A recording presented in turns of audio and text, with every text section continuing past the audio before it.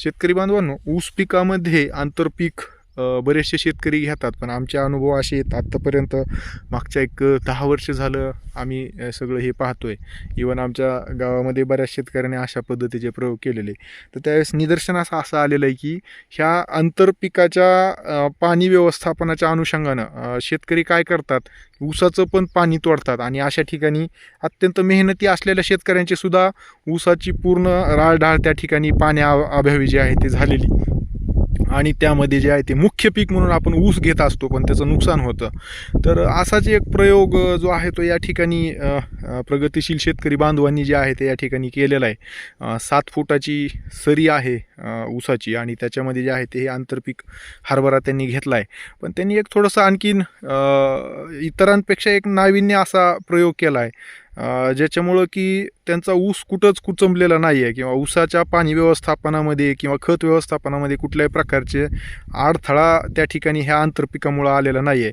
आणि आंतरपिकाचं सुद्धा पाणी व्यवस्थापन त्यांनी प्रॉपर केलेलं आहे. ते कशा पद्धतीनं ह्यांनी नियोजन केलेलं आहे, ठिबक सिंचनाचा एकदम योग्य वापर कशा पद्धतीनं आपण करू शकतो, तर ते अनुभव त्यांचे आपण जाणून घेऊ.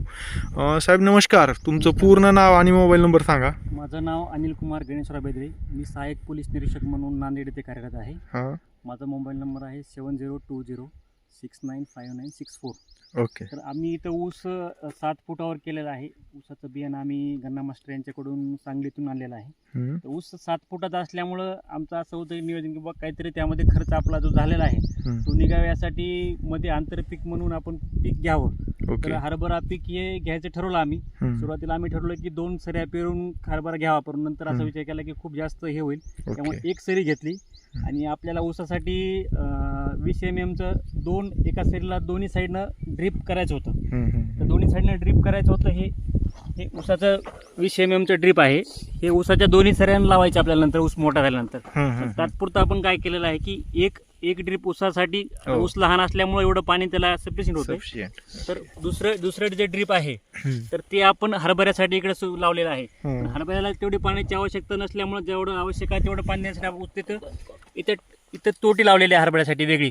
पाण्याचा टॅप लावलेला आहे की जेवढं आवश्यक आहे त्यावेळेस पाणी द्यायचं आणि ज्यावेळेस आवश्यक नाही तेव्हा बंद करून टाकायचं. ऊसाचं पाणी कंटिन्यू चालू राहतं आणि हरभऱ्याचं पाणी आपल्याला ज्यावेळेस आवश्यक आहे बंद करू शकतो आपण. बरोबर आहे. त्याप्रमाणे आपल्याला ऊसालाही पाणी व्यवस्थित पुरतं, पाणी येत आलेलं आहे आणि हरभऱ्यासाठी पण आपल्याला आवश्यकतेनुसार पाणी आपण दिलेलं आहे. ओके. तर आता हे जे काही ठिबक सिंचन प्रणाली जी काही तुम्ही अवलंबलेली आहे, तर ह्याच्यामध्ये किती तुम्हाला म्हणजे कशा पद्धतीनं खर्च आला आणि कशा पद्धतीने ह्याचा वेगळा खर्च काय लागला का त्याच्यासाठी काही? नाही, त्याच्यासाठी खर्च वेगळा लागला नाही. आपण ठिबक नेट एफएमचं केलेलं आहे. 20 mmचंच केलेलं आहे, कारण ऊसाला पाण्याची आवश्यकतेनुसार नंतर पाणी कमी पडून आपलं जे ऊसाचं क्षेत्र आहे आपला जो लांबी आहे ती जास्त असल्यामुळे आपल्याला ते 20 mm करावं लागलं. ओके. आणि खर्च आपल्याला आपण याच्यामधून केलंय, शासकीय योजनेमधूनच ओके. नानाजी देशमुख कृषी संजीवनी प्रकल्पाच्या माध्यमातून. आता मध्ये पण गेलेला आहे, पोखराच्या याच्यामध्ये आहे. आपल्याला खर्च तिथं झालेला आहे. सध्या सुरुवातीला खर्च केला आपण, पण आपले ते पैसे जे आहेत ते 80% सबसिडी जी आहे ते मिळून जातील. हां. तर आता ह्याच्यामध्ये हे जे काही अंतर आहे, म्हणजे या ठिकाणाहून जे आहे ते टेलचं अंतर तिकडचं किती आहे तुमचं? जवळपास 400 फूट आहे. 400 फूट अंतर आहे आणि त्याच्यामुळे तुम्ही 20 mm नळी जी आहे डबल घेतलेली आहे. आता आपलं जे काही ऊस पीक आहे 7 फुटावर आपण घेतलंय, तर त्याचा काय फायदा होईल ह्या 2 नळ्याचा? म्हणजे उद्या हे हरभरं निघालं बरोबर की ह्या ऊसाला ह्या 2 नळ्याचा काय फायदा होईल असं तुमचं? 2 नळ्याचा फायदा आहे की ऊसाला पाणी आपल्याला कमी वेळेमध्ये चांगल्या प्रकारे पाणी देता येईल. आणि ऊसाच्या एका बाजूला पाणी गेलं तर दुसऱ्या बाजूला पाणी जाईल न जाईल असं शक्यता होती. त्यामुळे दोन्ही बाजूला ऊसाला पाणी गेलं, ऊसाला पाणी चांगल्या प्रकारे मिळेल असं नियोजन होतं आमचं. बरोबर आहे. तर शेतकरी बांधवांनो, हा अत्यंत महत्त्वाचा विषय आहे. आता बघा, कुठल्याही ठिकाणी जर पाहिलं तर अशा ह्याच्यामध्ये सिंगल नळी ज्यावेळेस आपलं ऊस पीक ज्यावेळेस मोठं होतं त्यावेळेस बऱ्याच ठिकाणी नळ्या ज्या आहेत त्या आतमध्ये टाकल्या जातात आणि मग एवढं मोठं अंतर त्या ठिकाणी कॅप्चर होत नाही, असं बऱ्याच ठिकाणी आमचे अनुभव आहेत. मग ठीक आहे, इकडं मध्यात नाही टाकायचं तर आपल्याला ह्या सिंगल लाईनला जर टाकलं, आपण खतसुद्धा आपण देत असतो, आता फर्टिगेशन बऱ्यापैकी करतोय, तर त्या ठिकाणी सिंगल लाईननं जर आपण दिलं तर इकडच्याच फक्त मुळ्यांना ते सगळं जे आहे ते जसं स्फुरद आहे, पालाश आहे, तर हे म्हणजे इतर जे काही अन्नद्रव्य आहेत त्यांच्या तुलनेत हे असे अचल आहेत. आणि मग अशा ठिकाणी जे आहे ते इकडची ही लाईन आपली पूर्ण मोकळी राहणार, किंवा त्या ठिकाणी जे आहे ते ह्या इकडं ठिबकची ही सिंगल लाईन जी याच ठिकाणी इकडची ज्या कडीनं राहणार आहे, तर ती इकडं नसल्या कारणानं निश्चित त्याचा सुद्धा इकडच्या मुळ्यांवर वगैरे जे आहे ते विपरीत परिणाम होऊ शकतो.